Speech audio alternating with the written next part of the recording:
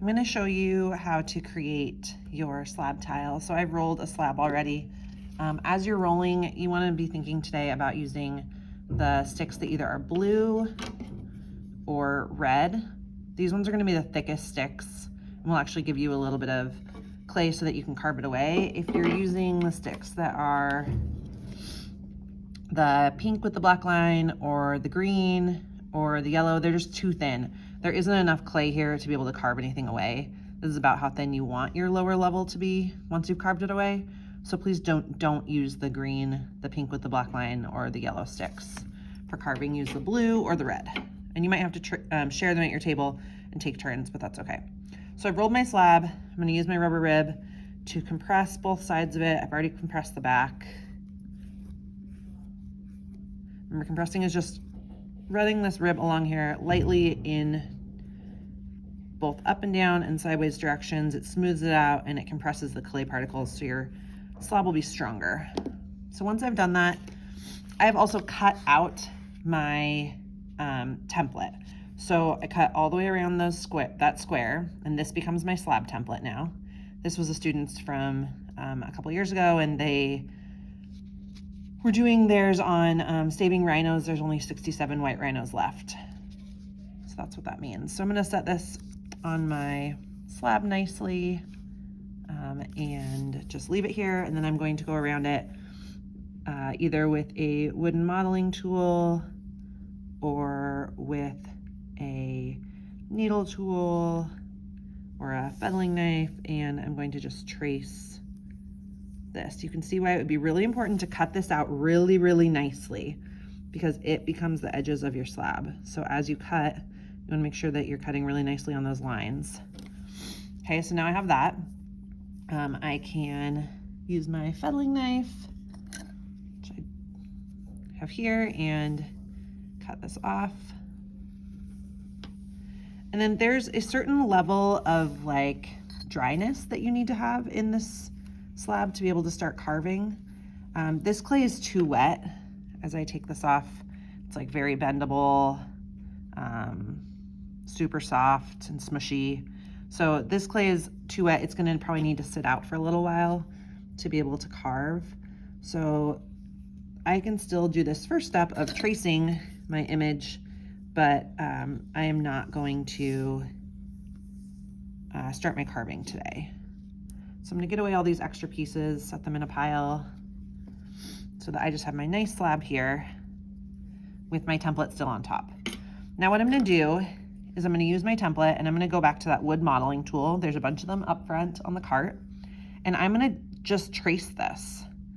So right now, if I pull this up, just like a nice clean slab, but I'm gonna use my wood modeling tool and I'm gonna press, you know, hard enough that I'm not ripping the paper. And I would not use a needle tool for this because it'll rip through the paper, but you could use a pencil, kind of a dull pencil, or this wood modeling tool.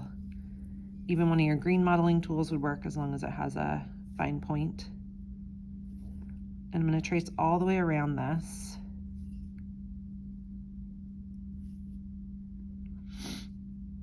Until I have my image done.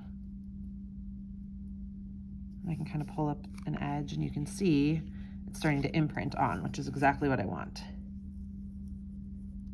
So I'm tracing this big image because it's going to be the piece that I carve. Anything that I'm adding on, I'm not going to trace because I'll just hand create that, hand build it, and then slip and score it on.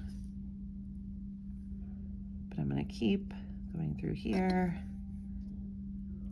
and really carefully and slowly pressing in and tracing this so that I have a complete image.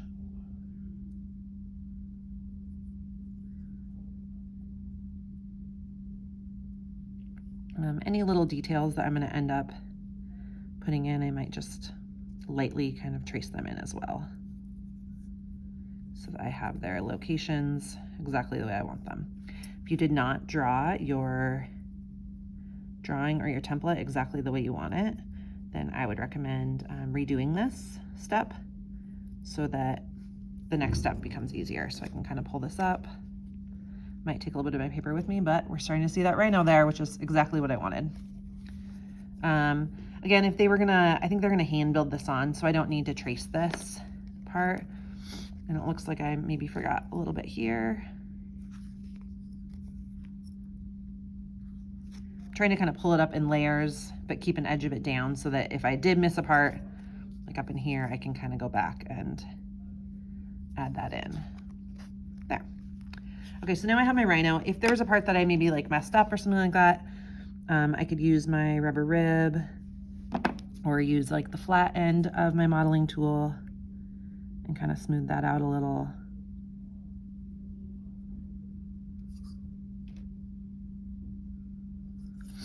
So that I could kind of fix that a little bit.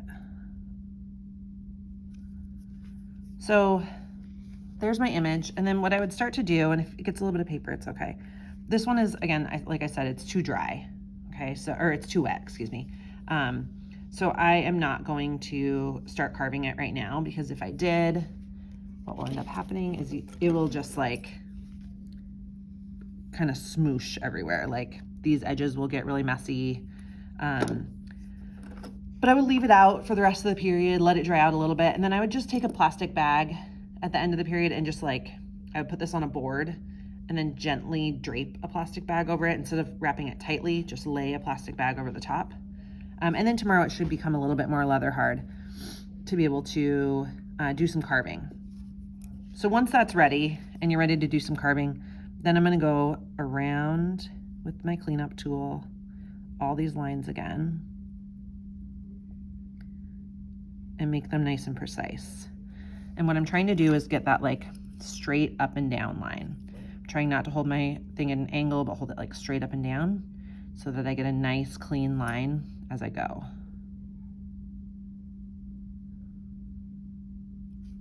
And this is a part that you do really need to be careful because there's not a great way to fix it. So having your drawing already kind of etched on with your template makes this a lot easier so that you don't mess up. So I'll go around the whole thing to the level of like depth that I want. And I would say like if my slab is about this thick, I probably want to, you know, carve down a little bit less than half, maybe a third of the way down. So I would go around this whole animal and then I would start to do my carving out. And I like to start by using kind of the small loop tool and just giving myself a little bit more of like a buffer there. And then I'll go in and use one of the larger loop tools. Either I like to use the flat one if I'm going on a flat spot. And I'll start to carve this all the way out. And I would take this, trying to be as flat as I can, and try to keep this even. And you can see how it's kind of messy because this clay is so wet. So if it's a little bit more dry, it helps. But I'll kind of keep pushing this. I like to hold my finger along the edge as I go up to that edge. And that'll kind of keep that line here in place. Versus if I do it like this, I'm more apt to like pull off these little chunks. Then you just have to go back through and fix all that. But I would kind of keep going, pulling all this clay out until eventually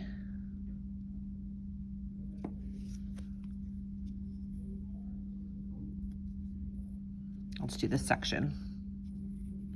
You have like a nice smooth background. So this isn't very smooth yet.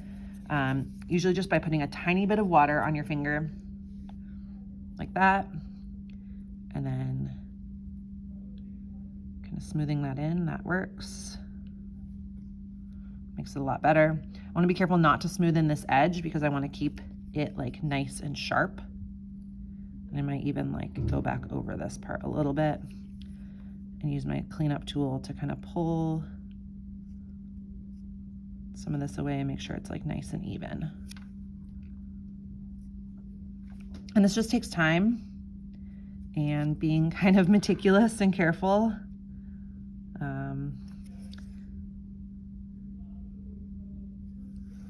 But what you're starting to see is that, again, this slab is really soft, but I'm having this layer up here, and then I'm starting to carve away that background. I would do this all the way around it, and then I would be able to go in either with like a needle tool or a cleanup tool and kind of, you know, line out some of this a little bit nicer and do my pattern in my background last. Most likely, once I had carved this out, then I would do my pattern here, whatever my texture was going to be. You know, something like this, or your stamps, or whatever it was going to be. So I hope this helps. Again, you roll out your slab, cut this out really nicely, lay it on top, wood modeling tool to trace. And then once it's all traced, you can start your carving.